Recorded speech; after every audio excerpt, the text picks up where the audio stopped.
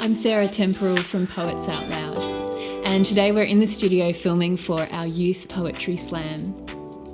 So a poetry slam is all about your story in your words and your voice. And it's usually a live spoken word competition in front of an audience, but this time we're doing things a little bit differently. So we've got free mentoring for everyone that signs up with our professional poet mentors. And we'll guide you through creating a spoken word piece about something that matters to you. You'll come in here to the studio, get filmed, get recorded, send it into Poets Out Loud, and then tune in to the online Youth Poetry Slam on the 1st of November, where we'll announce the winners.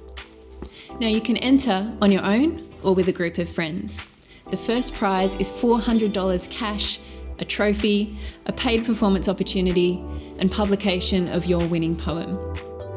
If you're aged between 12 and 24 in the Northern Rivers and you've got something to say, you should give it a go. Register your interest now at poetsoutloud.org/youth. Speak up, have fun, take your shot.